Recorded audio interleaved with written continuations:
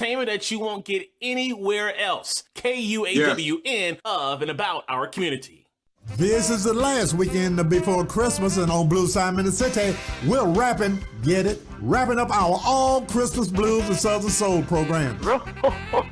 Gene Bailey. We have a very special guest that you will definitely enjoy, and we'll hear from some of the artists that sing the Christmas blues. Join me, Gene Bailey, for Blues Time in the City this weekend before Christmas, right here.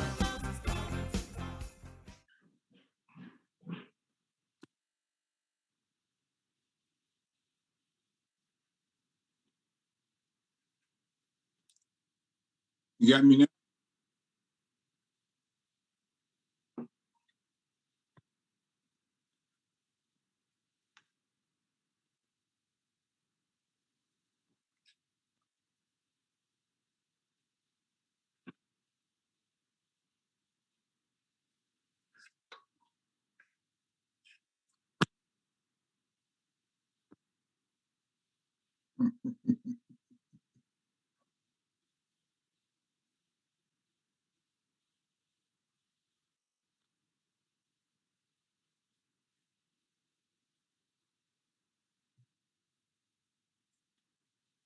Eric Sanders.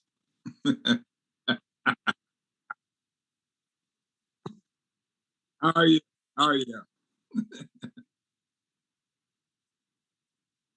I'm doing great.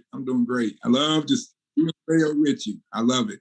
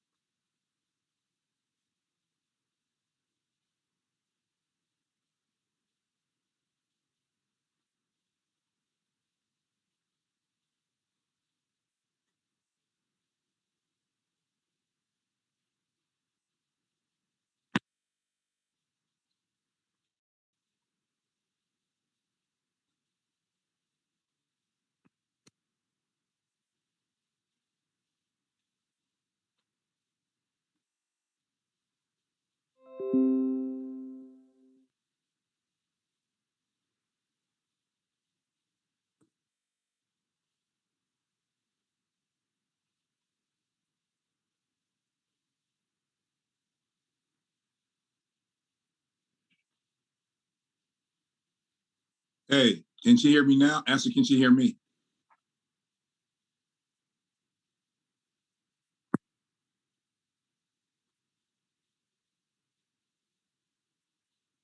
Okay.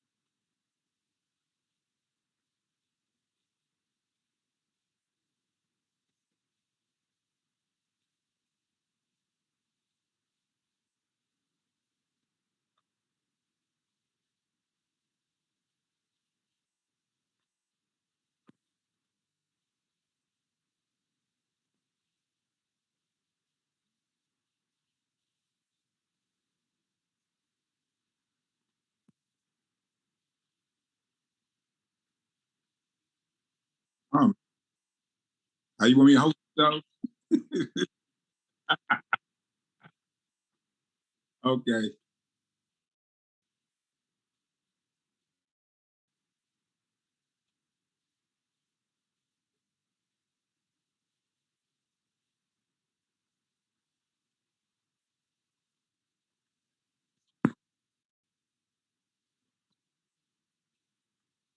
Our Perseverance rover takes up residence on Mars, the space station's next commercial resupply mission, and a new date for a commercial crew test flight. A few of the stories to tell you about this week at NASA.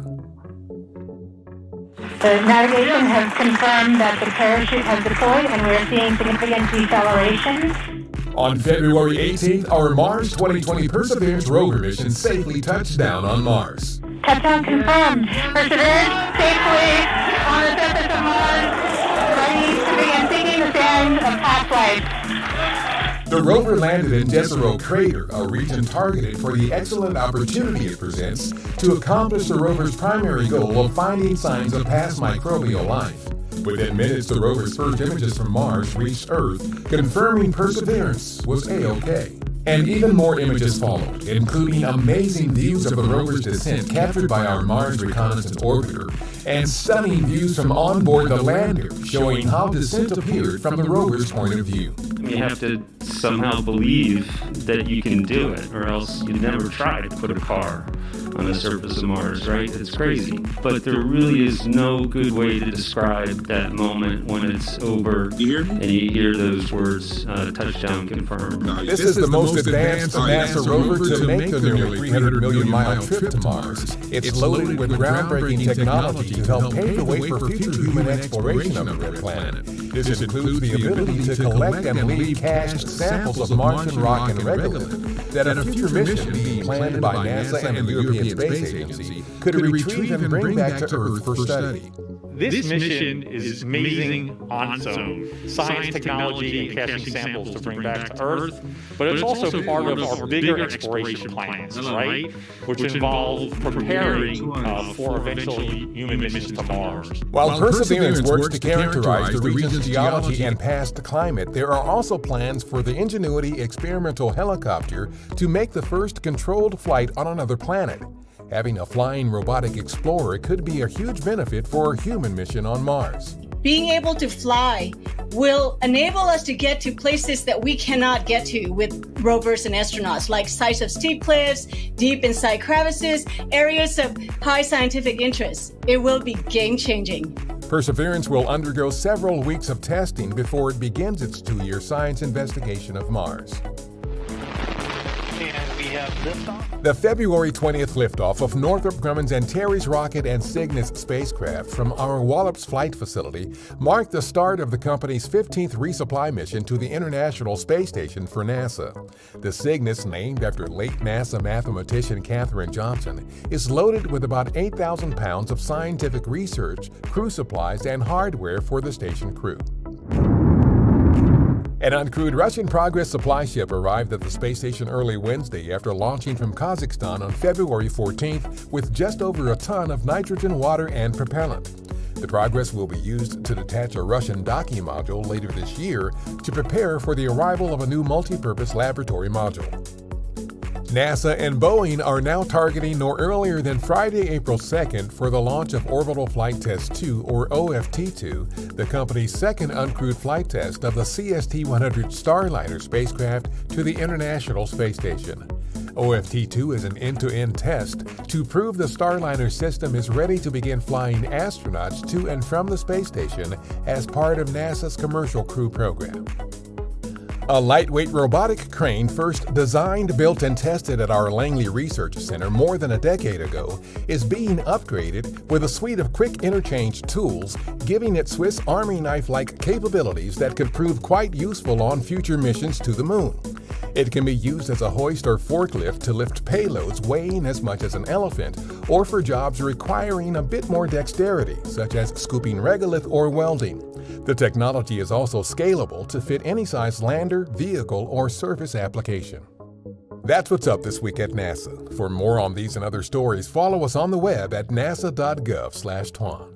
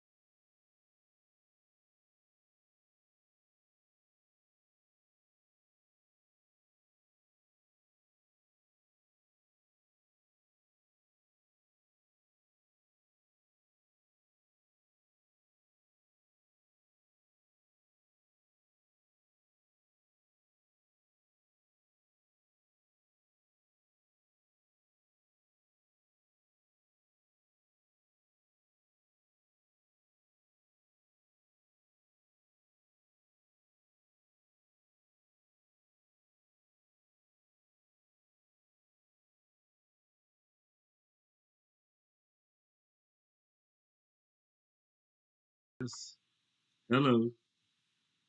Testing. Anybody here? Yeah, we worked this weekend just fine. Okay, there. Okay, they're hearing me now. Okay. Oh man, I tell you, this thing is always fun. We made up about 13 minutes of show and getting through it. But yeah, we're trying to make all this work without getting all the echo that I'm hearing. All right. That sounding good to everybody, or what are we getting out here? Sounds like a little echo to me, but we will persevere. I don't know of anything else I can do. That, yeah, that cuts it out altogether. This is really weird because we worked Saturday fine. So if you're watching us, we appreciate you standing by, but the sound just isn't quite perfect what I would like for it to be. And for some reason, we're getting a different output. So let's see.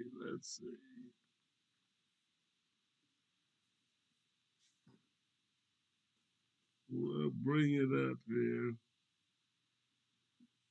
Is that everybody, or we get what I would like for it to be? Okay. Yeah, Brother Gibson, I need to call you right back. Yeah, I gotta call you back. I need to call you back.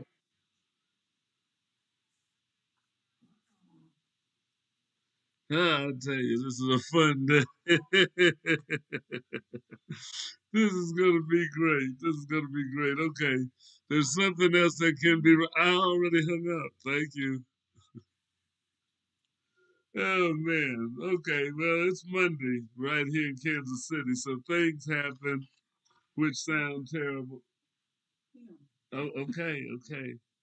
Well, I got a bunch of engineers in here that are helping me.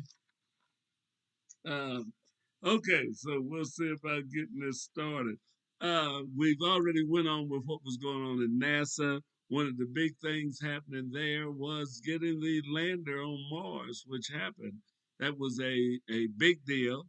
So now that we've landed this vehicle, or a couple of vehicles, because it also had a helicopter which they're going to fly. And I was wondering about that. I was asking somebody, how can you fly on Mars?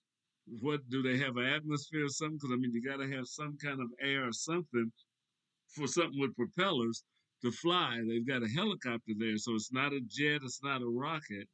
So there is some type of atmosphere, even though it's maybe not oxygen, but something to give it resistance, to give it lift, so that those propellers can work, or the movable wings, as they call them in helicopters. So that was interesting. Did you see any of that, Eric?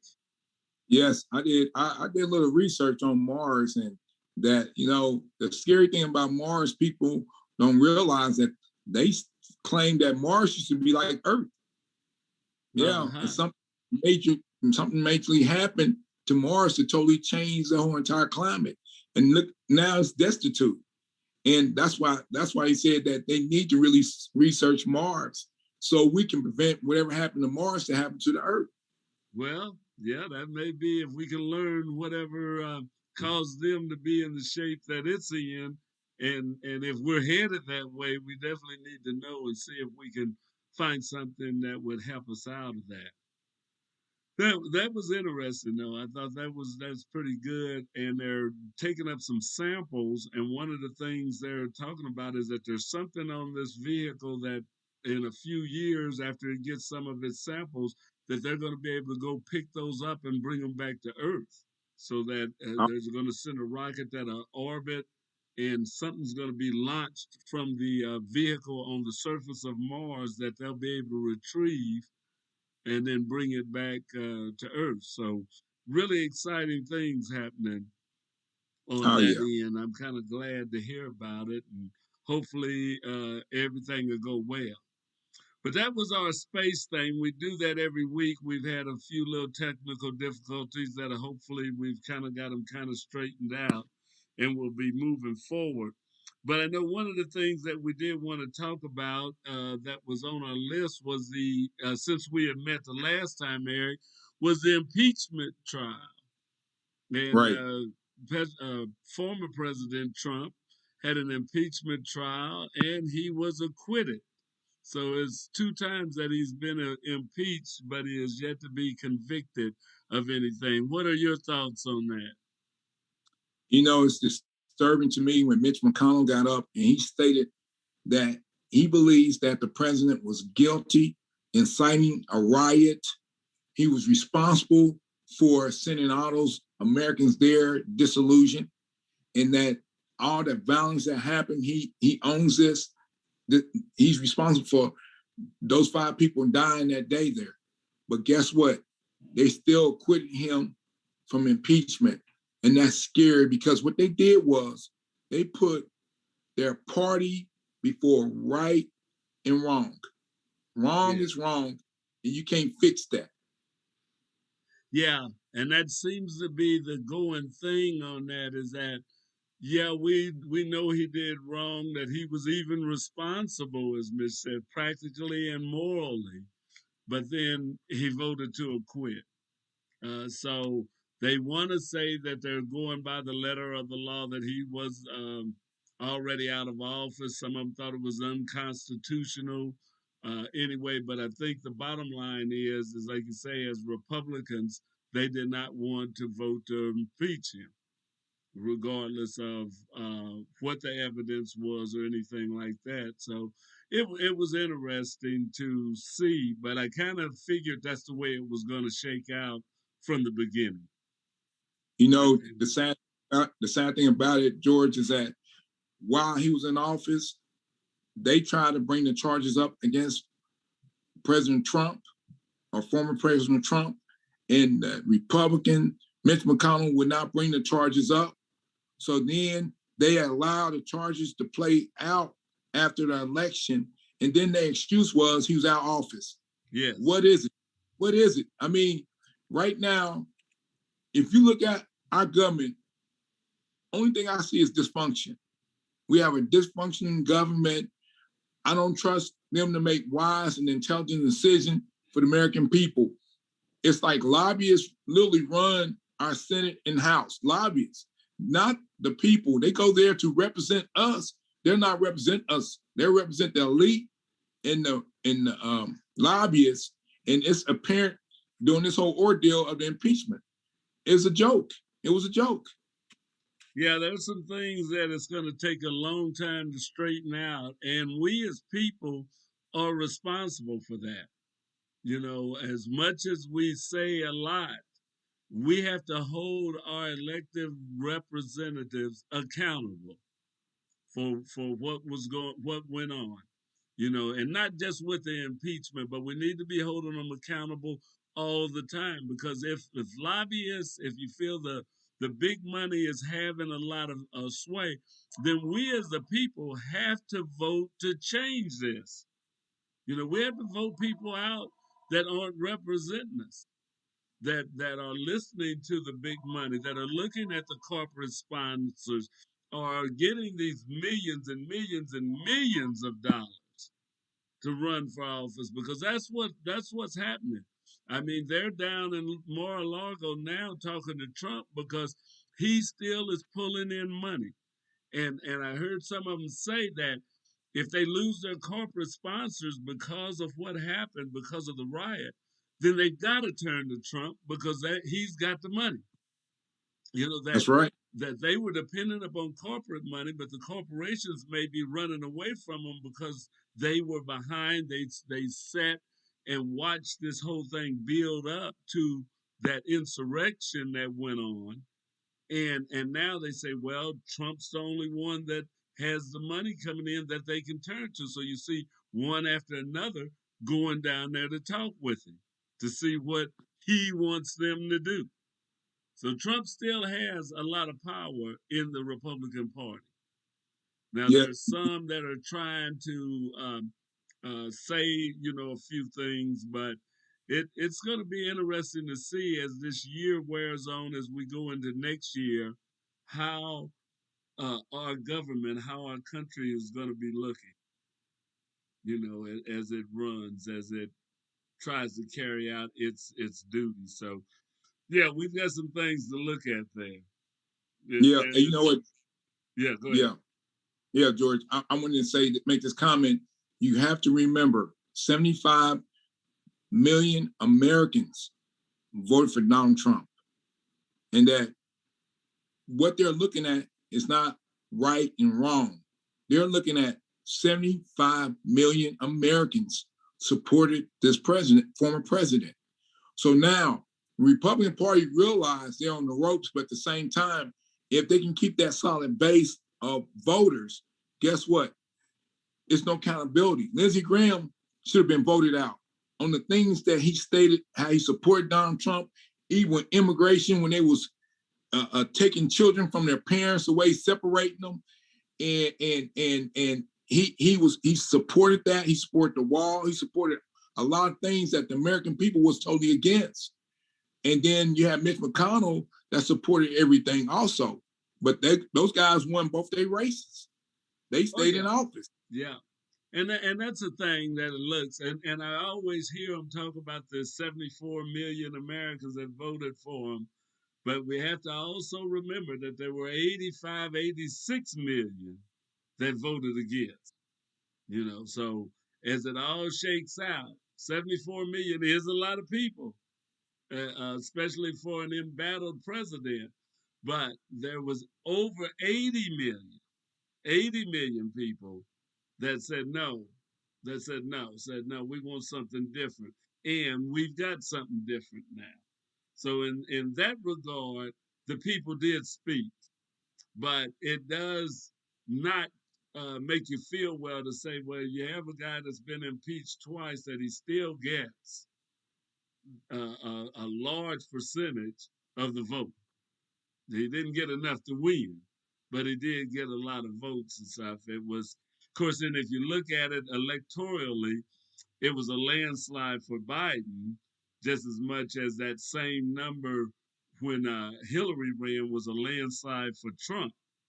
So, but he didn't have the popular vote, but he claimed with the electoral that he won by landslide when he ran against Hillary. So this time we have a president who had the popular vote and as many electorals. So I think that says that the country is moving in the right direction. Although it may be a little slow and in little increments and stuff, but it is moving. So, and I don't hold the Democratic Party as being angels or anything in there either. I'm just saying we needed a change. We needed a change because we were really skating close toward, I don't know, it seemed like a fascist type of government. Some people that were more loyal to a person than they were to the Constitution, than they were to anything else. But a person was becoming who they were for, and not the principles, and not the party, and all of that. So I think we've dodged the bullet, but we're not out of the woods by right. any stretch. Yeah. Yeah. Now, what else do we have that's going on in the city, in the world, stuff? I know we had talked about earlier a little bit about the black home ownership. Oh yeah. And what goes on with that. And there were some interesting things that I had found on it. But go ahead and let me know what was your ideas as we look at the state of black home ownership in this country. What we have found out this past month, or this first part of 2021, that we have systemic racism relating to ownership in this country.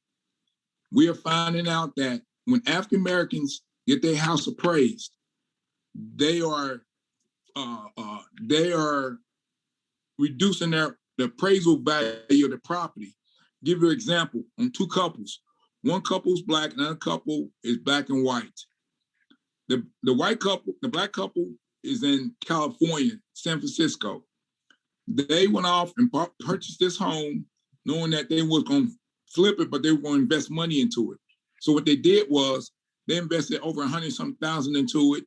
And then the community where the house exists at, the houses go for $1.5 million, each home in that area. And these people knew this. So what they did was they did all the upgrades to this property, get it on par with the neighborhood. So what happened was they got an appraisal, a person come in and appraise it, and the person said it appraised for $989,000, short of $1 million. So 500,000. And the couple said no. Yes. So the couple said the last 3 homes in this neighborhood sold for 1.4 and 1.5. And they said something's wrong with this.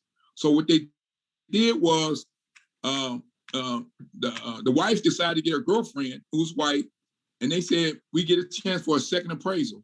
So what they did was they took all their black pictures out the home and put her family pictures there, all white.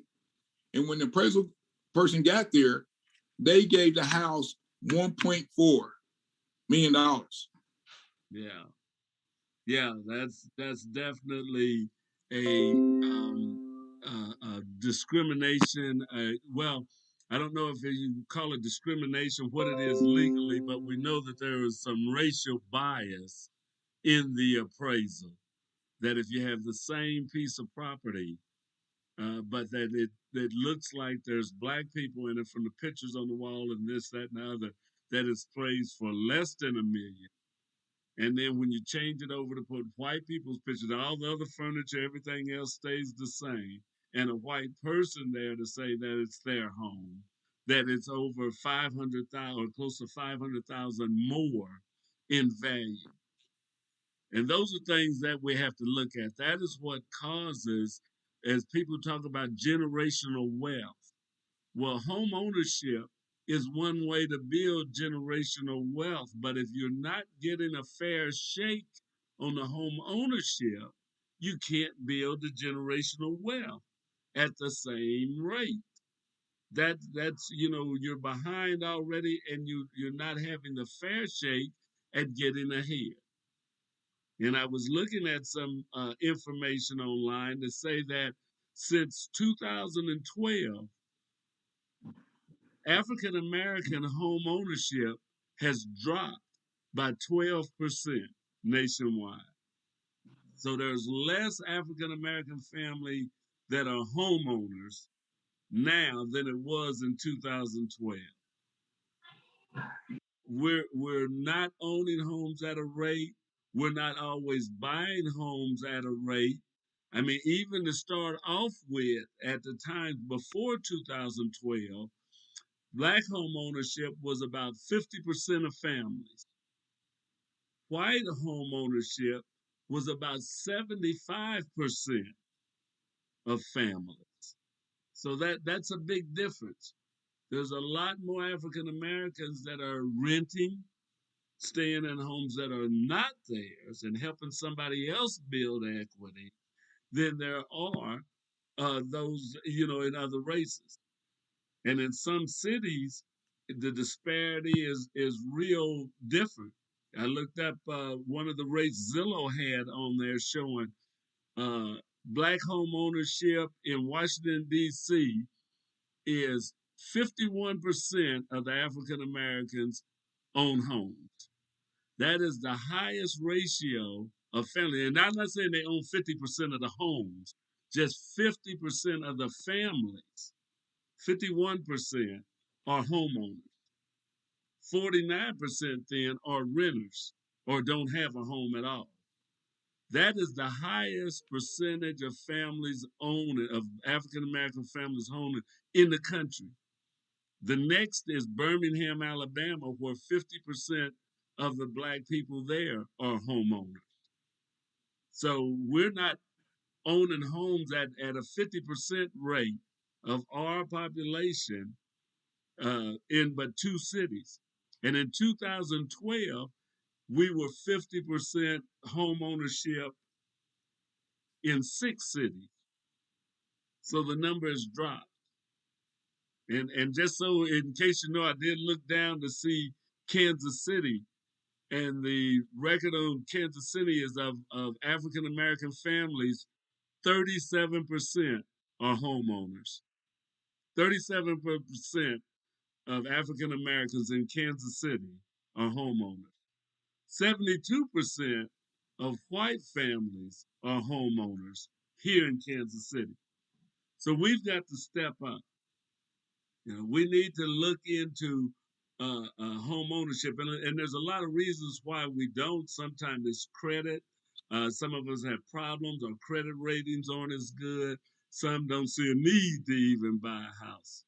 But if you want to build generational wealth for your family, for the next generation, you're going to have to look into home ownership. It's a good investment. It's as good an investment as going into stock and things, you know. So we need to do a better job of holding real estate companies accountable for appraisals and that type of thing. But we also have to value home ownership a little more, because what we value, you know, we put our money in what we value. And a lot of times we're putting our money in things that aren't appreciating in value, you know, that don't go up, that don't build us wealth. And we can't blame that all on somebody else. There are some causes we do have to hold banks, lenders, and all of those accountable to do the right thing. But we have a lot of realtors, even black realtors here in the city, that are trying to get more African Americans into homes at decent rates, you know, where you're actually able to save some money. Because a lot of times, it's people out there paying as much in rent as a house payment would be, if not more. But because they don't have the credit, or nobody's talked to them, or they don't know how to build their credit up, you know, work on their credit, then that's where they're falling behind on. And we've got to make some changes in that. We've got to know how this credit market plays, because all money ain't good money. And they you know, tell you, everybody that tell you they can loan you some money and stuff ain't looking out for your good. So we have to be wise about that, you know. So like you said, that getting those appraisals, knowing when you get ready to sell a house is a thing. And you have to look at the same thing when you get ready to buy a house, because sometimes we are offered a higher price than others, or told we have to have a higher down payment than others. And that goes in the Hispanic community as well, or the Latino community. Their rate of home ownership is a little higher than ours, but still is not like the majority. So we have to definitely be looking at purchasing homes and valuing the homes in our community. You know, we have to take care of your home after you get a home in the neighborhood. You know, because you can't have crime and a lot of things happening in your neighborhood, which, you know, make it where values will go down. We've got to do some things to build it up. I don't know. How do you feel about that, Eric? You know, what I did was I knew by going into the military, a lot of doors would have opened up for me. I was able to go use my GI Bill and get my bachelor's degree in nutrition. And then what I did was I knew that I can use my VA loan. And so what happened was I purchased altogether in my life 3 houses. And I never used my VA for my first 2 homes. And what I did was my 3rd home in a really good area, safe area, in Raymore, Missouri. And that I got a great deal. I was able to bargain with the homeowner to where she wanted $275. I talked her down $260, because she knew she had a guarantee. She had guaranteed money dealing with the VA. The government gonna make sure you get. And that I tell a lot of people, you know, a lot of us as African Americans, I found a couple of us, like you stated, we don't take care of our credit like we should. And if you want a decent home, you want to get a great deal. I got a great deal at low interest rate. And it's because I took care of my credit. I also didn't compromise. I didn't let them tell me, look, I'm gonna sell you this. No, I'm gonna buy this because about it. Yeah. And I'm like I said before, you can't sit back and expect people to give you a fair share if you're not knowledgeable. It takes for you to go up and do your research, find out where you need to do on your credit, get two or three of your credit reports, and start working on repairing your credit. That's right. And then what you do is you start looking for home. It took me a year and a half to find this home. A year and a half. I didn't go and find this house overnight. It took a year, and I looked through maybe 100 houses. Wow. And I said, if I'm gonna use my VA loan for my dream home, I'm gonna make sure I get a great deal. And I did. And now my house got appraised for $340,000. Wow. Now how long you been in it? I've been there 3 years. So 3 years, your house went from being worth $260,000 to $340,000. Yes, sir. That's $80,000 increase in value in 3 years. Now you can't buy stock unless maybe you got in on that game stock, and that's like maybe a once in a lifetime or 1 in a million chance that you get that you can make that kind of money on an investment. An investment of a couple $100,000 to turn around and make $80,000 on it. That's how you create wealth in your family. That's one way. Home ownership isn't the only way, but it is one way, and it is a way that millions of people have been using. And sometimes we don't. I mean, I didn't value it as much until I got older and saw what I could do. But it wasn't too late wherever you are. If you're 30, 40 years old and you haven't bought a house yet, you can still get into a house. It's not too late to start building that value. For young people, it's great if you're able to get your house in your 20s or 30s. Excellent. But even if it's in your 40s, it's not too late to become a homeowner and start building that equity. Because that can make a big difference when your kids get ready to go to college, or just when you get ready to retire, or something. Because a lot of people get ready to retire and they haven't prepared. Their jobs with these pensions and stuff aren't as plentiful as they used to be. They're expecting you to save some money, and Social Security isn't going to give you a super big income. It's some money, but if you don't have something to go with it, yeah, that becomes the issue. And if you have like a house that's worth 300 something thousand, $400,000, then you've got something that's going to help you out. So, whether you're looking at generational wealth or if you're looking at being able to take care of yourself as you get older, then you have to look at doing some smart investments, and home ownership for a lot is there. Now, there are some people that say maybe it's not worth it and this, that, and the other, but it definitely ain't bad. Not in my book. So I think you did a good thing out there, man. In 3 years and your house is up $80,000. Oh man, that's those are money moves. And that's what we've got to look at doing, man. Making them money moves that can help you out. Later on. That's right. You're right. And I tell people all the time, you gotta have a game plan. My Uncle John used to always be in my ear. He said, get your job that you can get some type of pension from. He said, because when you get older, Eric, Social Security is not enough. It's not enough to take care of you, sustain a decent quality of life. And when you find yourself getting your 50s, it's time for you to have a game plan. When you're about to get in your 30s, it's time for you to get your game plan. And a lot of these people, we don't realize this, but back in the 60s and 70s, 64% of companies had some form of pension. They had something. They reward you for giving service to the company for 25 or 30 years. Yeah. Guess what? We are at dark times now, because guess what? Right now in the present, only 8.7% of overall companies businesses give out pensions. And guess who gives it out? City, feds, county, and like the car industry.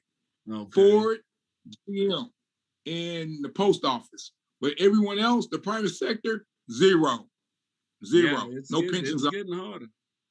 And they talk about 401ks, and everybody, we need to think about that and look at that. Putting money away out of your check. Yeah, it's your money, but you can afford to save some of it, especially if the company's going to match it with something so that you'll have some money when you get ready to retire.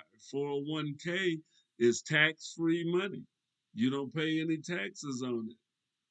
You know, it's not a lump sum. And when you retire, you've got a nest of money that you can do so. And even before you retire, if you're with a company 10 or 20 years, you may get ready to change or something like that, but your 401k to have some money in it, you can take and move that with you and put it into an IRA account. You don't pay any taxes on it.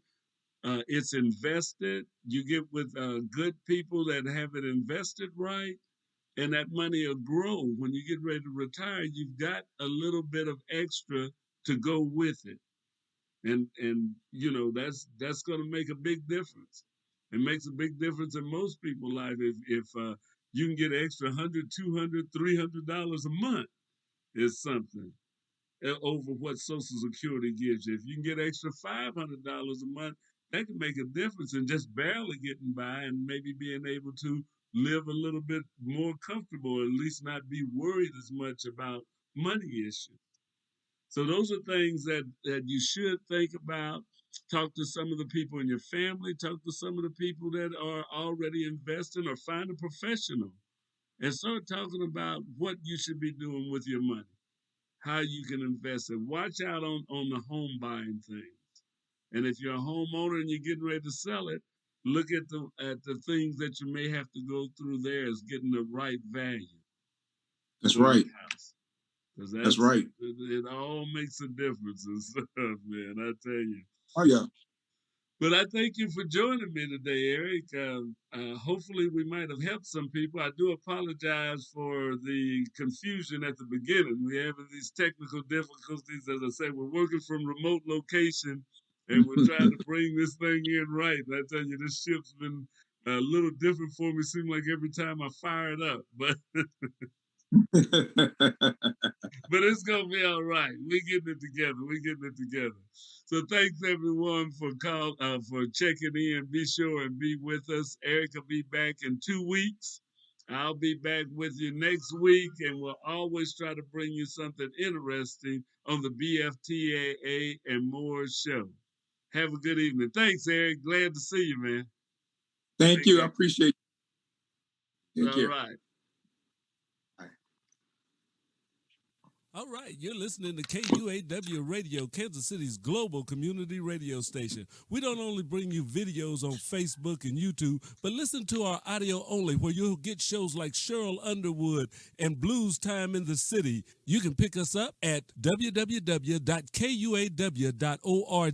or go to the TuneIn app and search KUAW. Listen to us. We're on 24 hours a day. That's KUAW Radio, Kansas City's global community radio station.